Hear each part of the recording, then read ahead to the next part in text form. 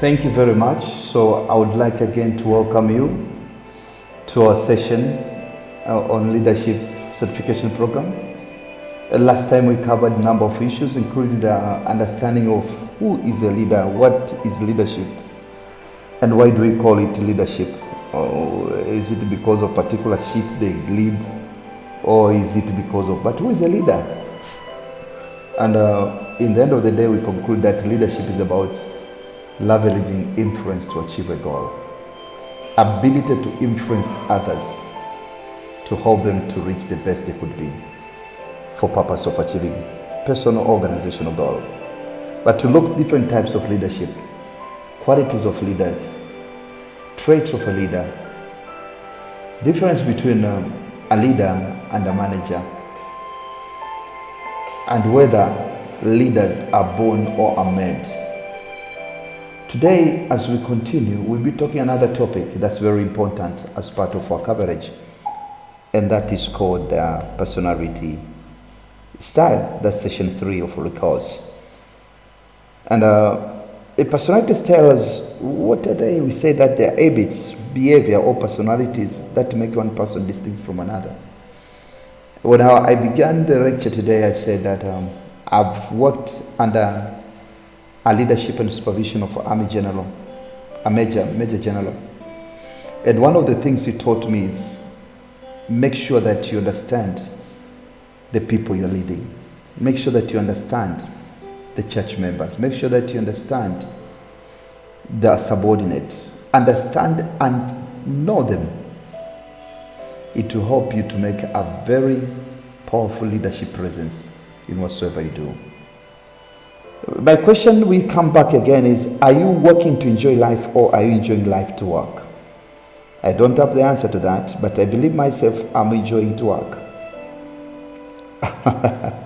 When our personalities are very different from another person's personality, we may see them to be difficult people, annoying people, strange people, or any other counter negative adjective. That's why backbiting continues, because they say this man is not with us. But that's a personality. He has not forced him. That's how he is. So as a leader, you need to know how to use that personality to achieve your goal. For example, if a person is very quiet, he thinks before he acts, maybe very useful for a particular kind of a task, if it's an organization that requires mathematical intonation and calculations. But someone who is outspoken, someone who is every time be ahead of everything, whether it's okay, it's not okay, don't think well before he does. It maybe is very useful if you're starting a new program and project. But also a person who is quiet and cool is this person you can follow up and support. A person who is self-starter, you need to ensure that he also borrows some of the behavior from the person who is quiet and cool to make a difference. So it is very imperative, it's very important for a leader to know the personality. First of all, to know his own personality, but also to know the personalities of those people whom he leads.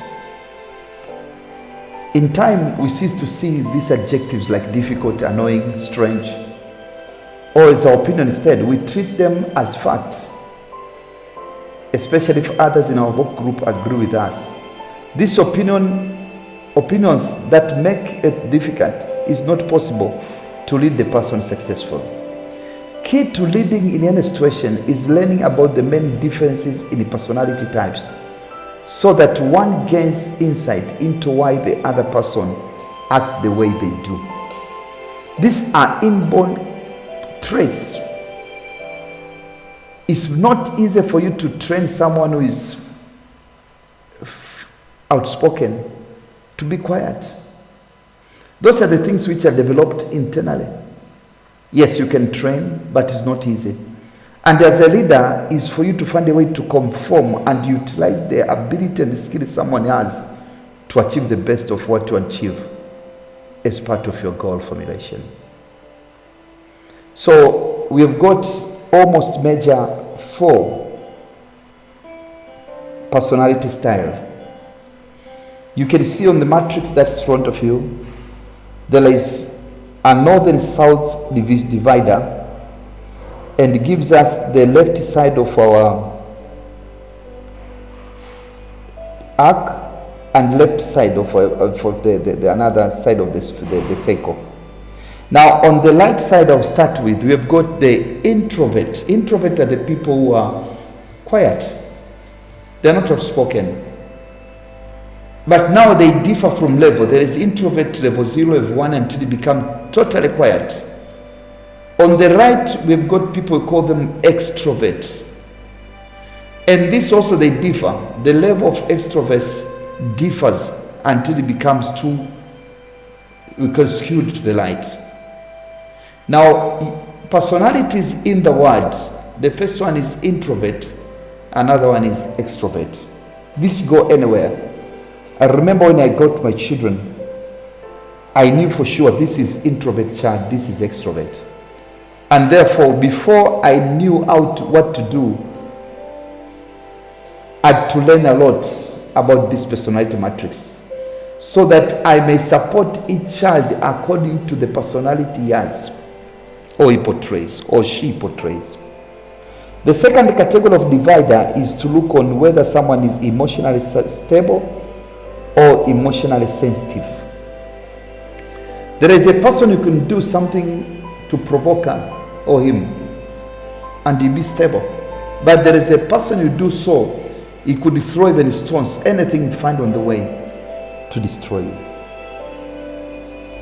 So, we have got 4 personalities from this divide again. There is a person who is called choleric. These mostly are extrovert. They speak, they are spoken, they are not quiet, but also they are emotionally sensitive. They are normally very aggressive people. They are excitable. They can be excited with new things, new demand. They are impulsive, but they are also touchy and active. They are called choleric. Now please look on your family and see a person who is aggressive, touchy, restless, excitable, have high impulse and active. This we call them to be choleric. It's a personality trait. And as a leader, you need to understand it and find a way to support that person so that he can support your goal. The second category is what we call melancholic. Most of these people are quiet. They are anxious. They are moody. It's too moody. They are rigid. They are not fast changers. They are pessimistic. And normally, they don't speak much. How do you feel? I'm fine. But if you find someone who is choleric, how do you feel? Wonderful, great. I feel very bad. This is a very bad thing. You can talk and speak out. But melancholic will not have much words. We always be feeling for nothing. They're moody.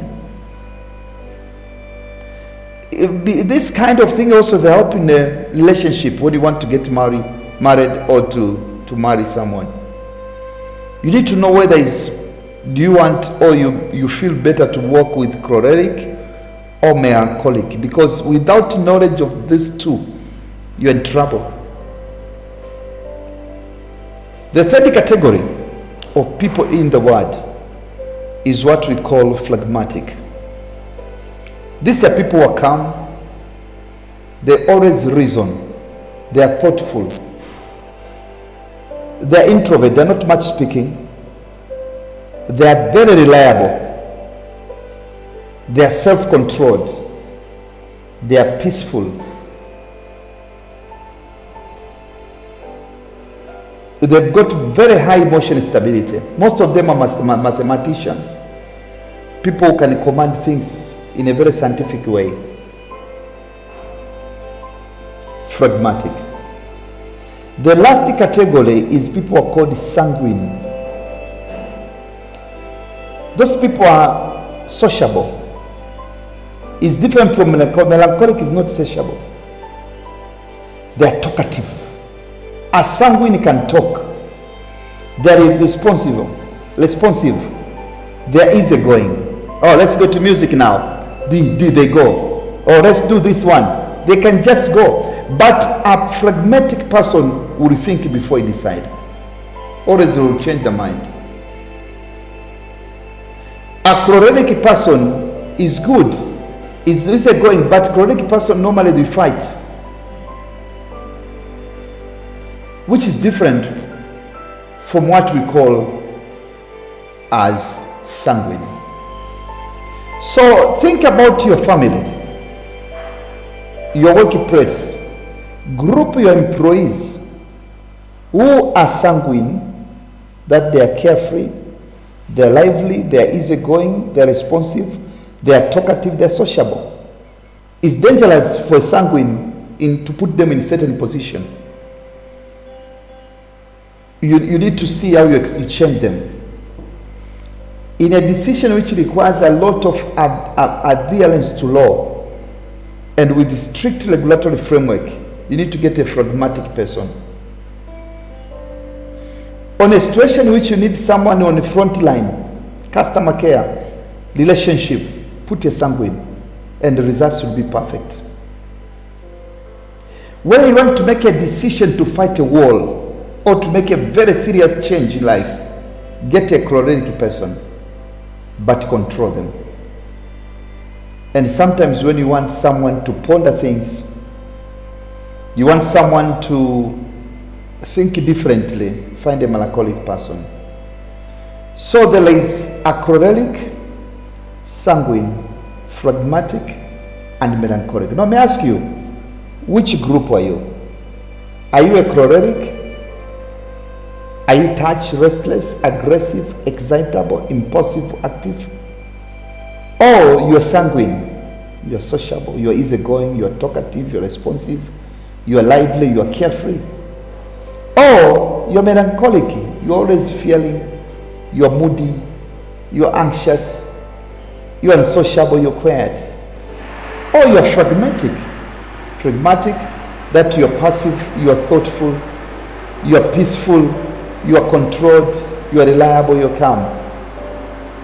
So think about that on yourself before you think about that on others.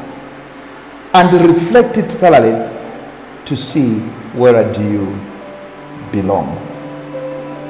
So the same kind of reflection, we can put it in a matrix like this. That you have got two types of people on the left side and right side. There are people who are assertive. They emphasize ideas by tone of change. They are dominant. They are quick, clear, and fast-paced. They make statement more often than ask question. They let you know what they want. They tend to lean forward to make a point. These are the people who are called extrovert. But on the left, there are people who are less talkative. Now, the assertive people on the right, they always tell. But the people who are less assertive, who are asking, they normally don't have a lot of words. They suddenly raise their voice. Their expression and gesture, they are quiet and submissive. They are deliberate, studied, and slow speech. Ask a question more often than make statement. They are vague and clear. You can define them on what they want. Tend to lean backward. So these are the people on the left side and right side. Less assertive, introvert, and more assertive, extrovert. But now on the top and down, south and north, you find you've got people who are more responsible to feeling. They use facial expression. They smile, they nod, they frown, shows emotion. They are open and eager. They share opinion easily. They've got eye contact while listening. They are friendly. They've got hands free. They can talk, they can speak. They've got friendly gestures. They can share personal feeling. They are attentive, responsive, and enjoy the relationship. But also we've got another people who are less responsive when feeling an emotion. They are reserved. They are poker-faced. They are cautious and carefully. They want fact and details. They avoid eye contact. They are serious. They are harsh. If you look on their eyes. Limited, they don't use their hands to show what they're saying. But they've got limited personal feeling, storytelling, and small talk. Now, these are the 4 categories, but I told you that always we put them into this matrix here to measure. The first category is what we call them choleric. They got this both behavior, that they're extrovert and emotionally sensitive. The second category is what we call sanguine, who have got both emotional stability, but also they're extroverted. And the other category is called phlegmatic, who are introvert, but also have got emotional stability. And the other part is the so-called melancholic. Now, to go further from there, you may pose a question on your YouTube channel, on our YouTube channel, or you may send to us a question if you feel that you need better understanding of anything. Now, moving from there, we can develop another way to look on this personality setting of human life. And by using, this is called choleric, sanguine, phlegmatic, and melancholic approach. But you can have also the so-called disc approach. So there are 4 categories of people in the world in the name of dominance, influence, submissive, and controlling. And we can put that in a proper way in this model here. A person on this category who, as we said before, they are dialect, they are faster paced, they are extrovert, they are a bit having some high emotion, they've got high dominance. Now, can you tell me a leader in Tanzania who are this quality? Direct, decisive, and result focused as a character. Who is that? I believe all of us can say John Pombe Magufuli. It's natural. But think about your family members who are dominant. They are direct, they are faster, they are paced. It's a natural behavior, it's a natural character. So it means the president who was before John Pombe Magufuli, Jakaya Mrisho Kikwete, had a lot of time to think about the character of John Pombe Magufuli. And that's why I believe he gave the so-called road portfolio to be able to move it faster. So as a reader, you allocate people according to their capabilities and their personality. They can help you to make a difference. Bring someone who is not having dominance character on some of the portfolio in the ministry will return them out into failure. Now, a failure of one leader is a failure of all leadership. The second category is that people call them with influence. They're extrovert, they speak, they are talkative, they bring energy, but they have got emotional control. And if you talk about such kind of a person, if you talk about in leadership of Tanzania, I can talk about Benjamin Mkapa. The difference between a dominant person and a person with influence is a dominant person is emotionally charged, whereby a person of influence is able to control his emotion. The third category is steadiness. A person who is patient, loyal, and team-focused. And in leadership perspective, this can be like Ali Hassan Mwinyi. in Tanzania perspective. And you may think about other way to look into it. But also, on influence, you may see also about Jakaya Mrisho Kikwete as one of the people who've got high influence. They're not dominant, but their leadership style is influence. They bring energy. Mwinyi was steadfast, patient, loyal, and he focused on his team.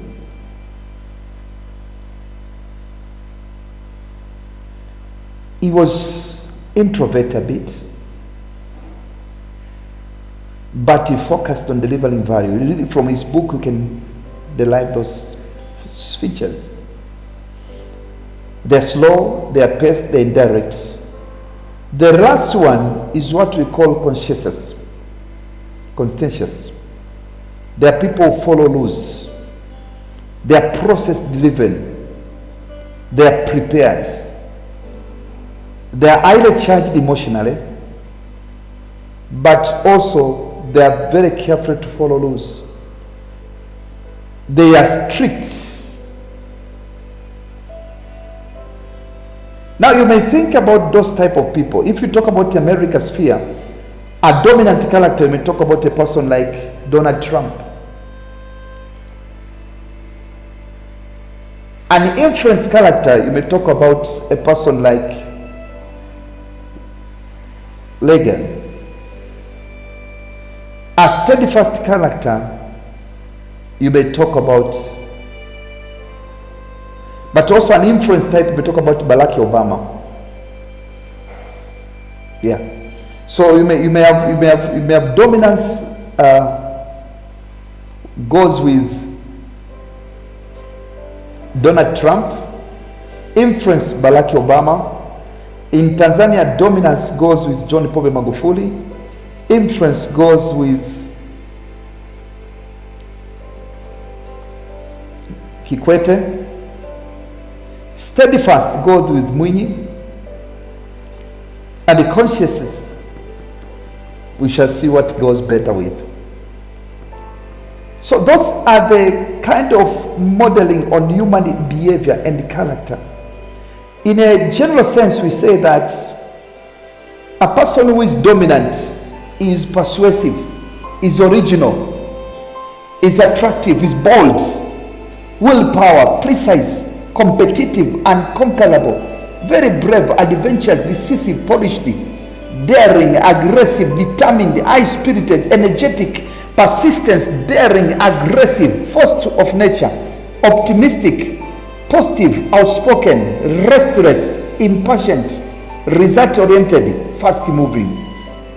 We need such people, but you need a balance. Now, a person who is influenced is inspiring, is charming, is sociable, is talkative, persuasive, introspective, cheerful, fun-loving, jovial, playful, cordial, enthusiastic, convincing, willing, animated, admirable, popular, companionable, good mixer, trusting, light-hearted, accommodating, emotional, can't say no, eggs in many baskets, optimistic, enjoy a company,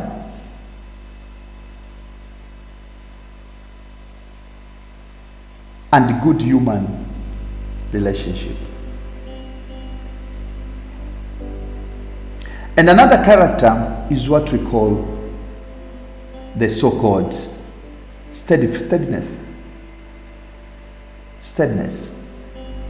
They are steady, they are flowing, they are gentle, they are sweet, loyal, obliging, even-tempered, considerate, playful, patient, soft-spoken, family-oriented, moderate, controlled, satisfied, kind, generous, tolerant, agreeable, good-natured, easygoing, respectful, adaptive, trusting, lenient, accurate, neighboring. And the last one is conscientious. These are the people who are humble, conservative, detail-oriented, attentive, accurate, sensitive, systematic, explanatory, precise, fussy, timid, controlled, diplomatic. These are conscientious people. Cautious, devout, agreeable, respectful, adaptable, peaceful, obliging, introspective, compliant, need fact, see figures, put in writing, scrutinizing. Now, these are different personalities, and mind you, I'm telling you, you cannot change a person. In your house, in your family, or yourself. Let's start with yourself. Where are you? Are you dominant? Are you influential? Are you steady, or are you conscientious?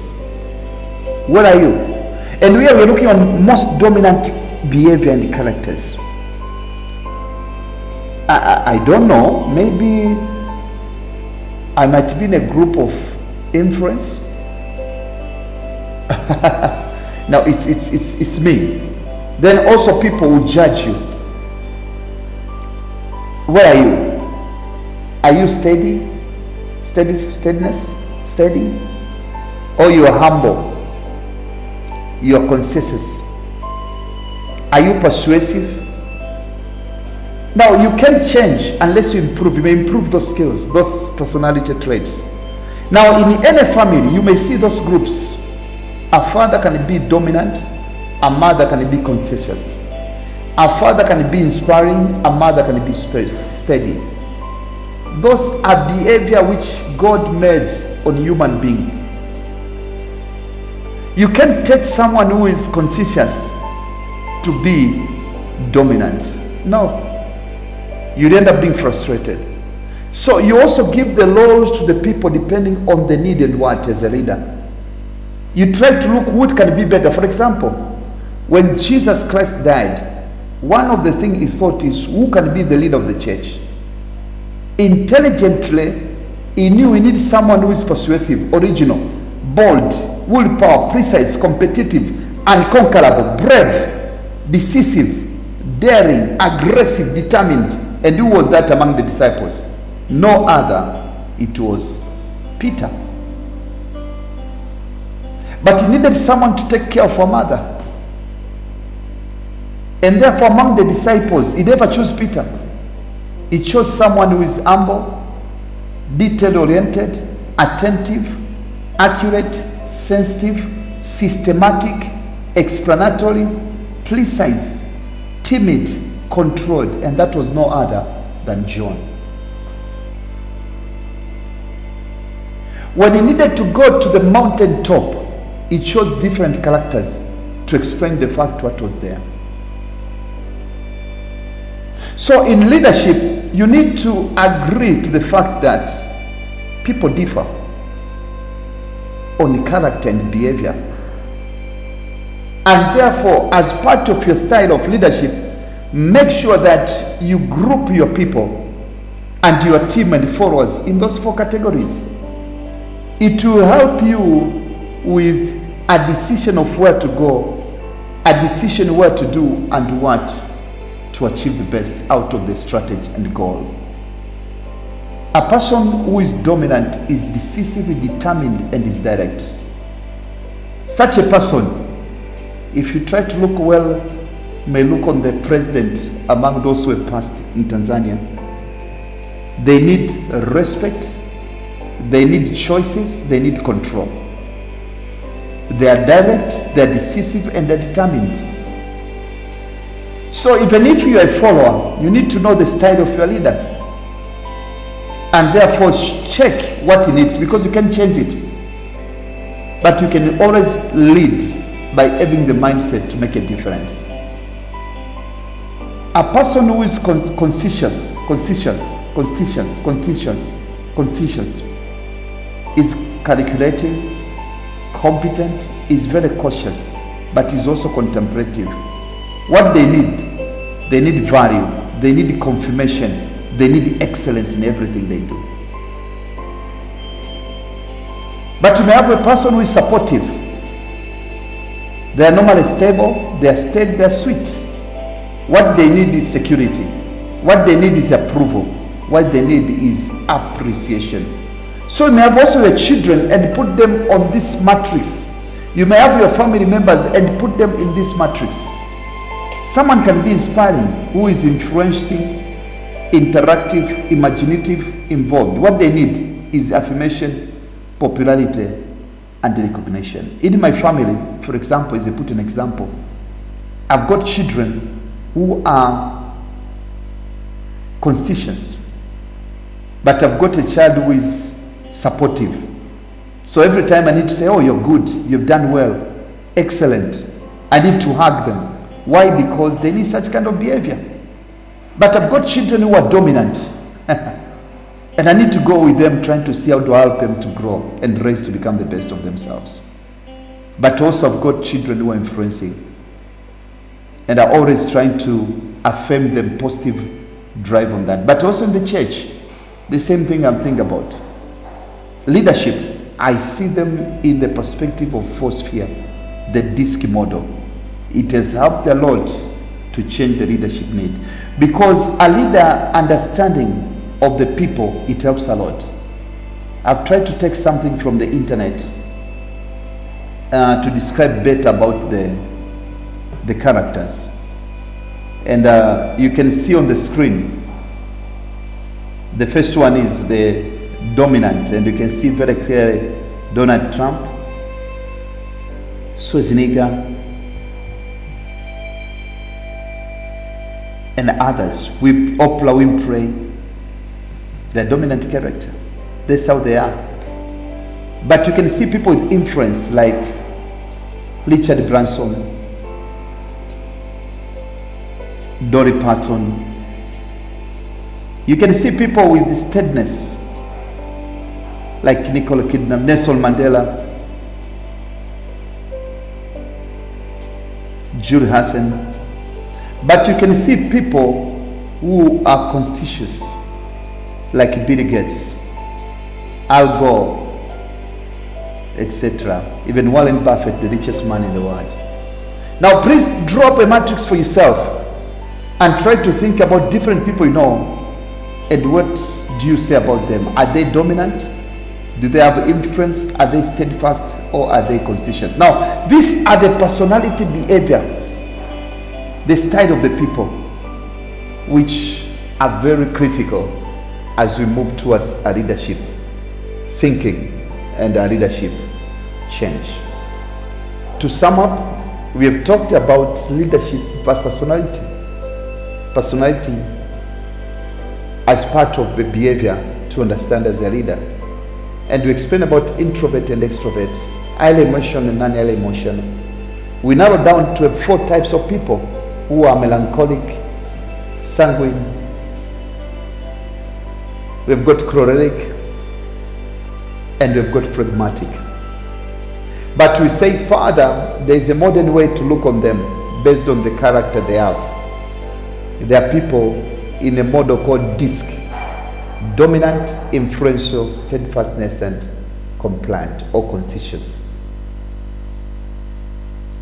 So you group people according to that, but first you need to know yourself.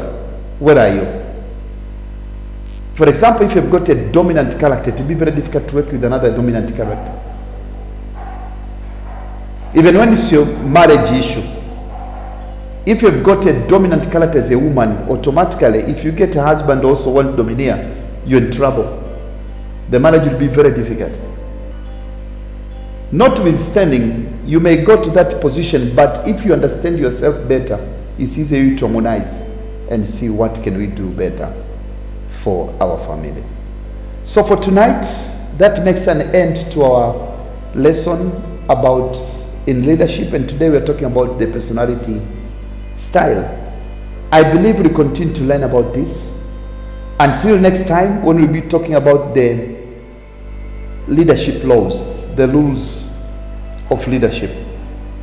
Thank you very much for getting time to listen to this presentation. And at the end of this, we shall have exam which will lead us to certification of leadership. But that's not the key issue. The key issue for you to understand how you can become best leader in your life. Till then, Thank you very much. I'm Sako Merrick from the Institute of Management Consultants, Tanzania. Thank you very much. Have a wonderful day and evening. Bye.